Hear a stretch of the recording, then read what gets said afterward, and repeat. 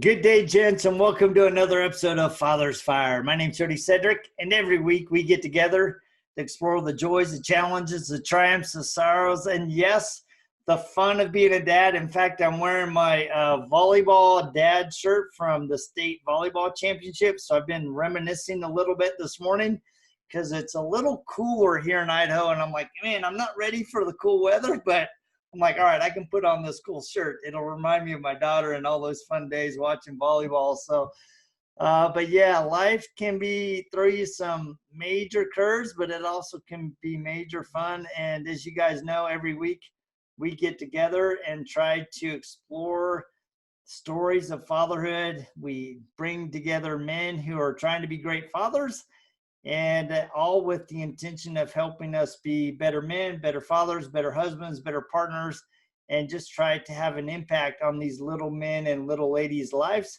that we've been entrusted to be their dad.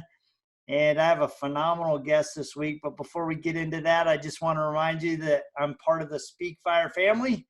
Every week, all the men and women that are part of the crew, we get together and host a number of podcasts to help you guys be the best versions of yourself. And also got to give a shout out to Rethinking Rich, who's a big supporter of the podcast. So with that said, I want to introduce you guys to my new friend, Danny Vandenberk. He and I actually connected on TikTok TikTok and then Instagram. And he had this charming little post with his son. And I'm like, man, I got to reach out there. And it just cracked me up because welcome, Danny, first of all. Thank you. So it just cracked me up. You're sitting in a pool and your son's like on the edge of the pool wanting to jump in, but he's doing the little dance where he's got to go to the bathroom. And you're like, are you sure you don't want to go to the bathroom first? Right? How many times have I watched him do that? And I'm like, how many times have we done that as when we were little, stand there like, I gotta pee, but I'm not gonna, just go pee. No, it's like, no, I want to jump in. I want to play. I want to have fun. The water will be here in 30 seconds.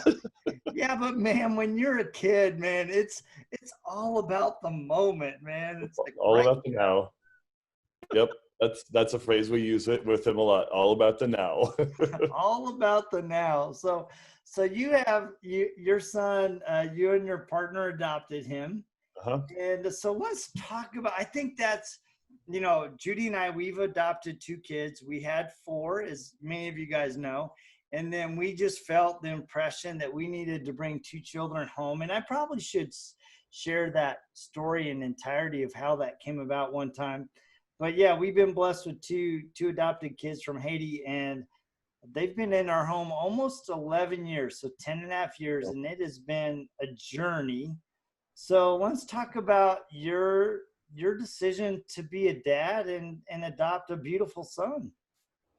Yeah, I mean, we rewind that clock to 2010. My now ex and I were sitting in the house, and he had picked up on something I had said in a casual conversation about kids. And I was working at the counter, and he goes, were you serious about wanting kids? And I'm like, well, yeah, it's just never kind of been, the opportunity hasn't really ever presented itself financially, stability, all of that stuff as a young person. And he said, what if we maybe looked into that? And so we started the discussion of going to in vitro or adoption. He had an adopted brother, so his family had, and it was not an easy process for them. His brother had been in and out of the system, got very damaged, and had a very, very rough life. And it ended tragically in a heroin overdose. And so that was a horrible thing for them. So anyway, they had that PTSD, if you will, as the family to go through that. And that's when he researched further, and kudos to him for that research. He's usually pretty good at that. He found open adoption as one of the options. And when we started to learn about that, the possibility of, getting a newborn through the agency we went through, we liked that. We would have kind of the full ability to love this child as much as we could from the get-go. And And then as we learned open adoption, we talk openly about the adoption from the beginning. They have contact to one or both of the birth parents, assuming that's the way it is. That's why we sign up for it. And, the child then grows up kind of knowing that they weren't abandoned, because we all suffer, I think, from abandonment issues too often. Yeah, and you know what, that is a significant struggle for adopting families and for children is even, what's interesting is a child can even feel abandonment, even in vitro, right? Because Yeah. what I've learned is that through the process, those women that have unwanted children, what's interesting is that most pregnant women, when they're carrying their child in their belly, they tend to put their hands under the belly and then kind of caress it, pulling it towards their heart, versus mothers that have an unwanted child have the tendency to push down. And that, the child feels that unwanting feeling of the mother. And so even a very tiny baby can have those same type of abandonment issues as you're bringing them into your home. It is, and it's one of the things I struggle with. So we sort of, in our pre-chat, talked on in vitro, and I have a few different feelings on it. I don't say them to offend anybody who's listening to this cast. They're my opinions, my understandings, and I'm willing to, have those changed at any time. So it's not a disrespect to anybody. However, I do struggle with how in vitro has become such an integral part of our baby making experience in this modern life. I was raised Roman Catholic, Christian, on the farmlands of Colorado. And it was always about playing God, don't play God, let God be God. And I'm sitting here always kind of laughing in my new spiritual life here in Southern California, but of like, where did this playing God thing go from to, it's just like, here we are constantly trying to manipulate nature and God, if you will, whatever your belief in the whole realm is. I don't know. I struggle with it. And I actually didn't know about the stroking downward versus upward of the mommy's belly, for an abandonment source. But I think humans fail to realize how integral and detailed every action we do is. Get all sciencey. I've been enjoying Will Smith's Crazy Planet on Netflix, and he talks about it. They take the astronauts viewing Earth from space, and it is that macro view when we can kind of look into the world and see how detailed and everything, how everything ties together. Your point to that, a mother connection to the baby, to the fetus, is remarkable. And I don't think we have even the beginnings of the understanding of what's going on. So now you're an adopted dad, and you recognize that, that child has been brought to your home different than the traditional way, right? So what have you done to really try to create that bond with your son? Because you have this open adoption, so he's aware that he was adopted. He's aware that he has, biological parents, which I'm assuming he's communicating with on some level. And so you're really working in a very creative way, in my view, of saying, look, we've brought you into your home. I'm so happy to be your dad. I'm so happy to have you as my son. It's just we were blessed to bring you into our home in a different way than is traditional.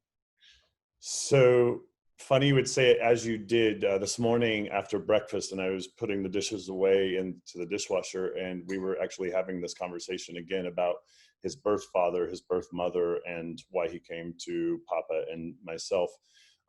If you dig around in my Instagram stories, you'll also find a bedtime story. It's under the bedtime story category. We've always told him the same bedtime story, in which he repeats in this video to the Instagram audience. But it's how baby Torbit met Daddy and Papa through Mama Megan. that we flew to Texas to meet her, and she asked if we would take care of him, blah blah blah. So we've made it a part of the story time, the bedtime. It's part of who we are. And the birth father in this case doesn't want to be a part of his life. That really frustrates me, because I feel like you did the deed. You brought this child in the world. You owe just a little bit of something to this little guy or girl. So anyway, I just want him to acknowledge that, give Torby, our son, that closure, if you will, or that opportunity to understand that he's still young. He's 7, so we've got that. I know who he is. I catalog information about him, so that way in the coming years, as Torby gets older, if he needs to know more, access more, he can. But it's a remarkable gift that we have as humans, to have compassion for other living beings. My mom, when we decided to do adoption, her fear was much the same as mine. Could I love an adopted baby as much as if it was a bio baby? And it seems ridiculous now, but it was priceless, because we got home from Texas with him right before Christmas Day. My parents drove out here, my mom and stepfather, and my mom was sitting on the couch, and she grabbed the little baby and she looked up at me, and I knew exactly what she was saying. And she said it. She goes, "Remember what I said and was worried about? Yeah, forget that." A baby is love. And for me, when I was in the room, when they yanked him violently from her stomach, I was like, I'd never understood what a C-section. To me, I actually thought that would be nicer. No, holy shabushki. Wow. They rip him out of her stomach, and she's like, "Oh, is everything okay down there?"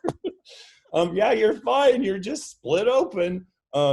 Anyway, I knew instantly, cosmically, spiritually, I knew that was my kid. And it's an amazing feeling. And I wish everybody who wants to experience that can get to experience that, because I always thought it was weird when you read on the blogs all the time and everyone goes, "It's the most amazing experience of my life." And it becomes like the common phrase, right? And then all of a sudden you're slapped in the face like, holy shit, I get it. I get it. Yeah. It's interesting because, my wife's Filipino, and, in fact, that I've shared this before on the podcast, but it's like I think the very first family portrait that we had done with our 2 Haitian kids and my half Filipino kids and my Filipino wife. And we posted this big 24-inch, 30-inch photo up on the wall, and the kids are looking back and they're like, "Wow, Dad, you look adopted." Oh, that's funny. Ongoing jokes like, "Yeah, we have an adopted dad," and it's just kind of funny. But you guys are the United Colors of Benetton. Yeah, we truly are. I mean, I tell people all the time we're truly international, because my brother, he actually adopted 2 half Samoan, half American children. So, I mean, we got Pacific Islanders and Haitian, and we're just one big international family. But it's really, I was actually talking to my brother about it once, and it was before we had adopted our children. We were actually in the process. And I asked him, I said, "So is it different for you? Do you feel a true connection?" And he goes, "First of all, Jody, let me tell you something." He goes, "Number one, it is amazing how they're just mine. I just know it in my whole core. I know it in my heart. I know it in my soul. They are every bit of mine. Yep. They just came to me different. God blessed them to me differently." And he goes, "Quite honestly, I hate it when people ask me that question." It's like, please don't ask me that question. He goes, "These are my children. Just because I adopted them doesn't mean that they're not my children." And they have a great relationship with their birth mom and the birth dad. I mean, they've been really blessed with a great relationship, and they're pretty active in their life.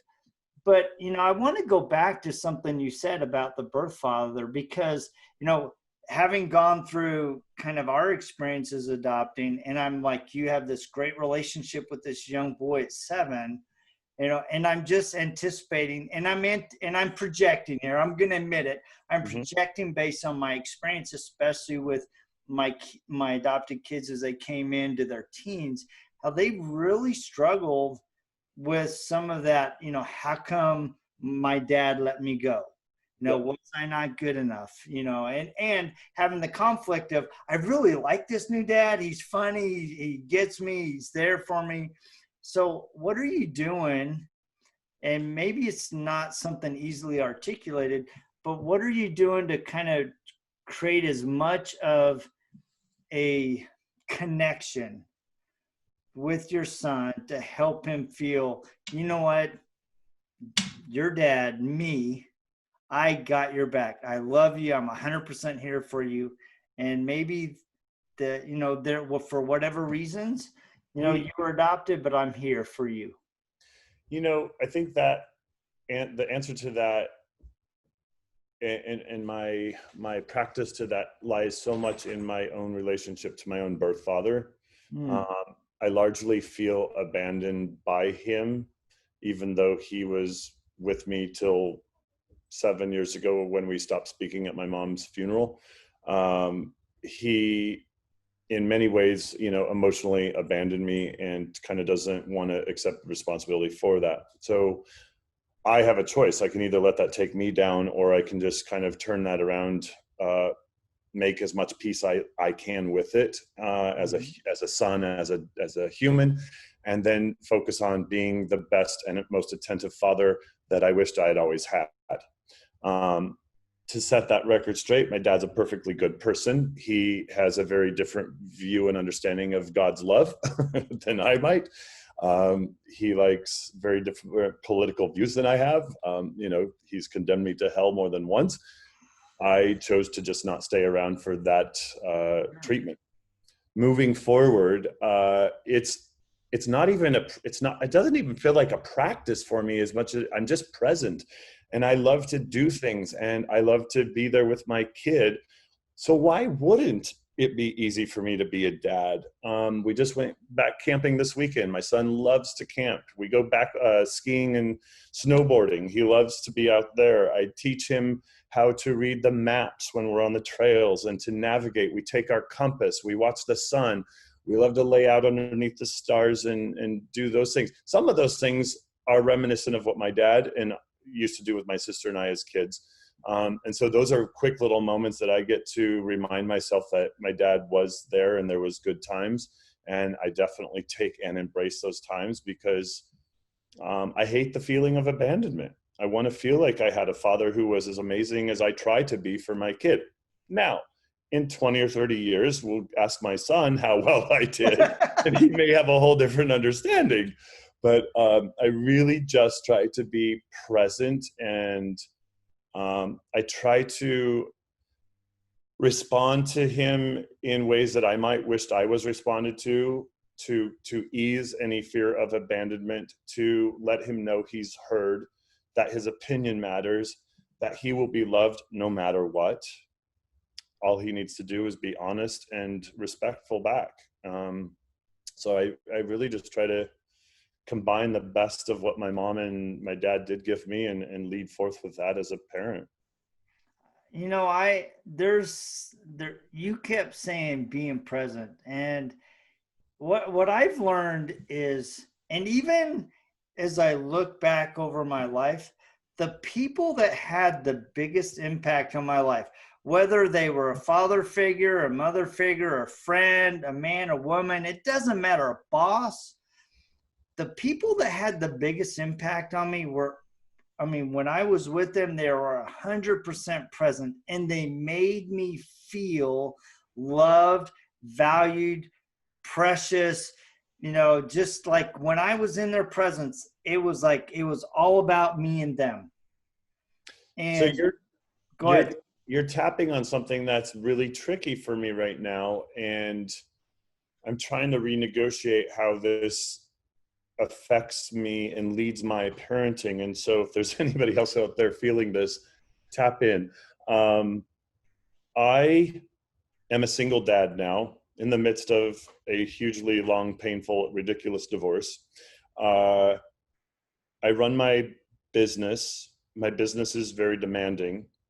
And when I've got and now you add in COVID, so at home. So now I've got like 8 jobs that I'm trying to do all at once. And my son he's so intuitive, he's so sensitive. And he will ask me, Daddy, I think we need to get you another job. You work too hard and I just want you to have fun. Now, again, that's from a 7.5-year-old's perspective, and that's great.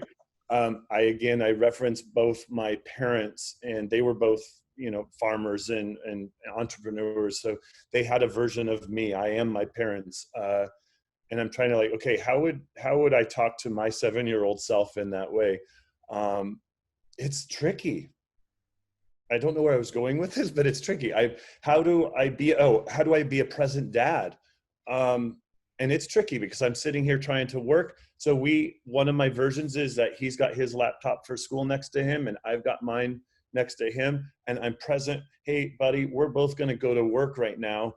And, he kind of has that. So I do my best to reimagine what being present is for me, because for him, he just wants to go camping, backpacking, swimming, outside, whatever. And that's a different kind of present.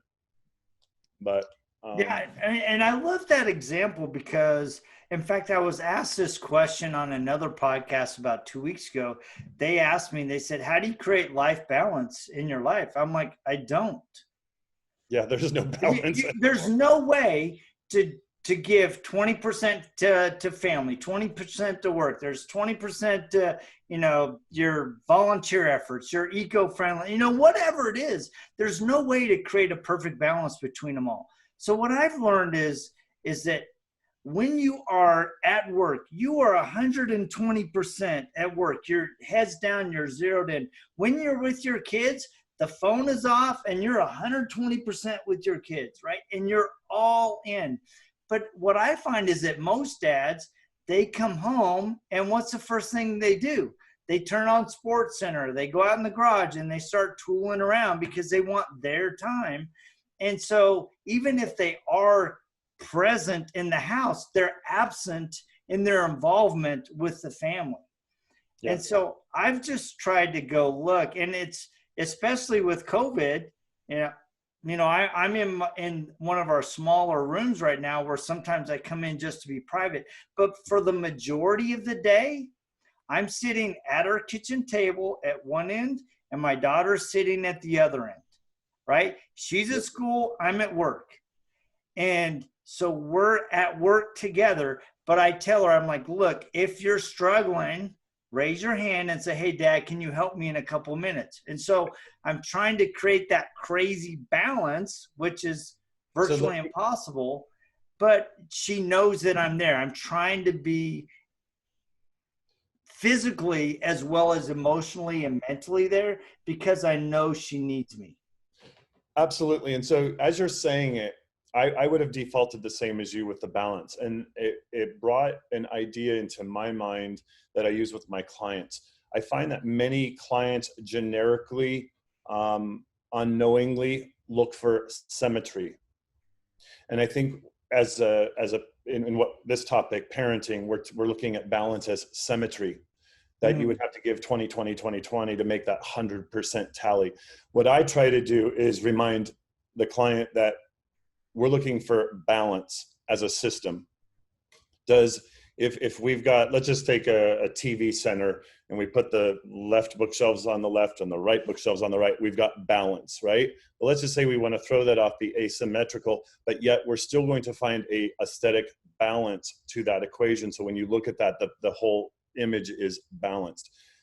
And I'm taking that with what you're saying too. We're finding the balance, whatever that means aesthetically, to the equation. And COVID is a pain. When is this going away? Holy crap. I'm done with COVID, man. I signed up to be a parent, not a parent with COVID. No, and I love that because I think a lot of parents, single dads, single moms, you know, parents that are both in the house, um, they struggle with, trying to make sure that they're giving the right amount of attention. And I often say, look, don't worry about the right amount, just make sure that it's the right attention. Yep. Because it's easy to get consumed with how much, instead of going, right now I'm going to give you everything I have. I may only have 30 minutes, but man, we're going to make this 30 minutes amazing. And I do exactly that with Torb. Okay, babe, it's 5 o'clock. I'm turning off my computer. I'm going to start dinner soon, but we have 20 minutes to go do something crazy fun that you want to do. Inevitably it's with Legos or something, but well, now that's it's great. And I think too is, when you're doing that, your kid recognizes, or they learn, that there is a time to work. There's a right. time to clean the house. There's a time to clean the kitchen and all that stuff.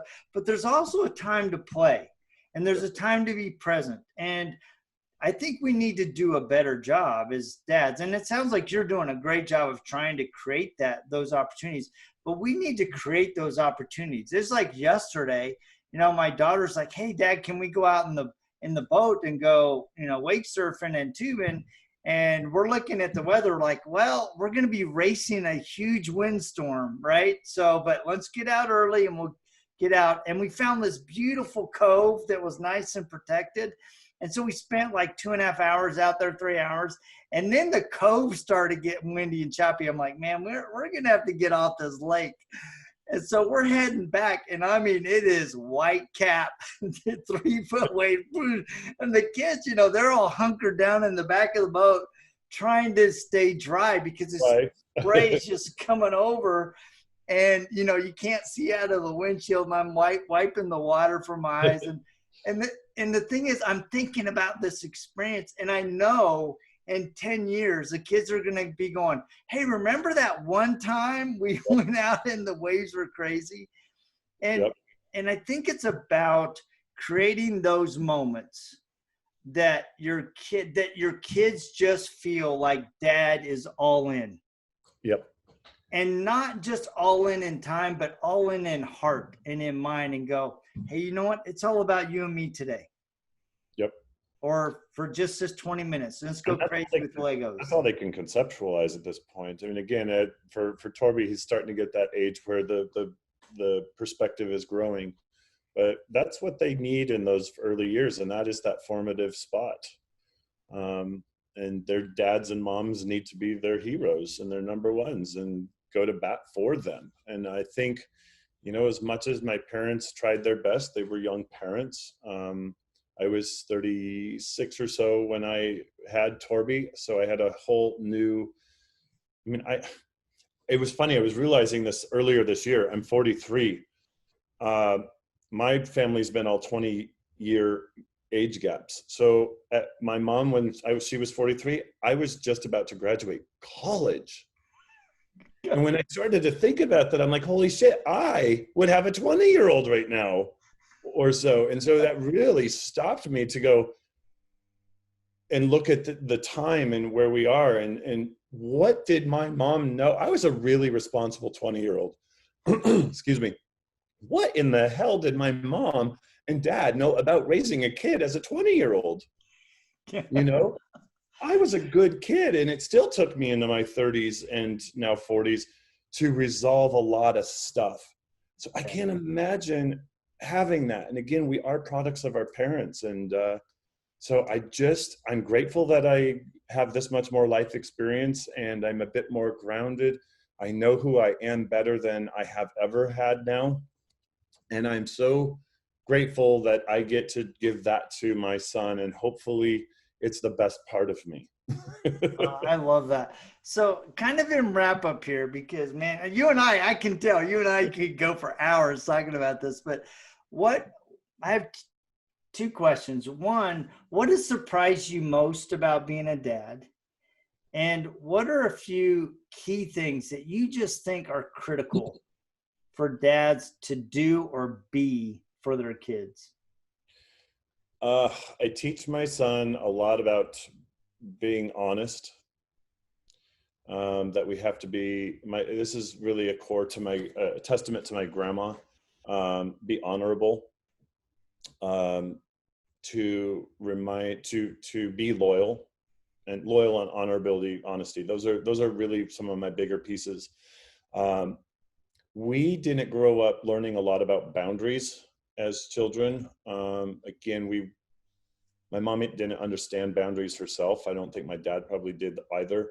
So I've been learning as an adult what healthy boundaries are. And so I try to instill some of those with my son. So that's kind of my own personalized thing. But I do think as a greater perspective, knowing what I wished I would have grown up understanding of it better, because they become helpful tools of protecting you and others as you grow up. So those are probably my two kind of main areas that I would really stress on that. And then, as we've said, be present, be loving, be honest to your kid. Don't expect the honesty from them, but also deliver it to them and treat them as if they understand, because they often do. They can't articulate it. They don't have the big fancy words. And adults, one of the things that I've loved so much about having him is getting to re-experience the world through his eyes. The little simple things and how they excite him. Yeah. And when he starts putting all those puzzle pieces of the complicated world, and if you stop and take that moment, be present, it can just make your heart warm. And so, yeah, that's the pieces I would really stress on people to just enjoy.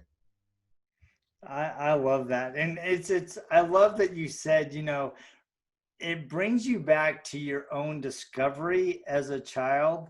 Yeah. And, my kids are now transitioning into going to college and building their careers and traveling the world. And it's like, wow, not only revisiting it for myself, but seeing them make the choices and go, oh, Dad, I'm going to go do this. And I'm like, dude, go fly, try it. And it's just amazing. And I've really enjoyed watching my kids just kind of take those leaps and go, Dad, I'm going to go to LA and I'm going to be a model and I'm going to be an actor. Or Dad, I'm going to go travel to Europe. And I'm like, good on you, go get it done. Or I'm going to go play volleyball. And it's fun because if you embrace those moments, it recaptures and reinvigorates your own love of life. It does. And again, I think that's part of being present. It's part of practicing kind of a centeredness and a balance.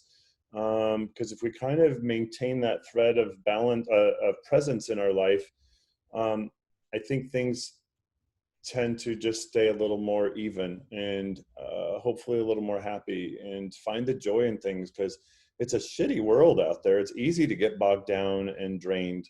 So I think if we take those little nuggets of joy and build on those, we can have a little more fun. That's great. Well, thank you so much, man. I've really, really enjoyed the conversation. Yeah, no, thank you for reaching out. I can't believe you would find the one TikTok video that we posted. It makes me like, oh, we have to go post some more.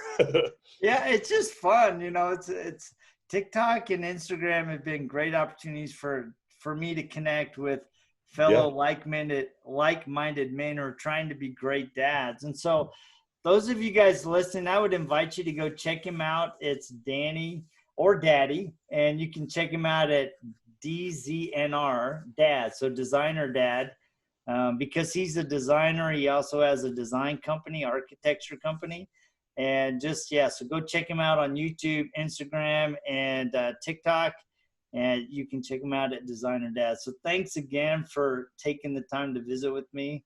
It truly is fun to watch you with your son. Thank you. And I can see there's a lot of love there. So yeah, we'll have to come up and bug you and get that boat trip. You know what? I would love to have you. I mean, if you guys come up to Idaho, we will take you out in the boat. We can take you whitewater rafting. You name it, and we'll have some fun together. So I love it. Well, thank you so much, and thanks to your listeners. That's pretty cool. Yeah, well, thank you. And those of you tuning in, thank you so much for for tuning in every week. I mean, it really is a joy to talk to other men that are trying to be great dads.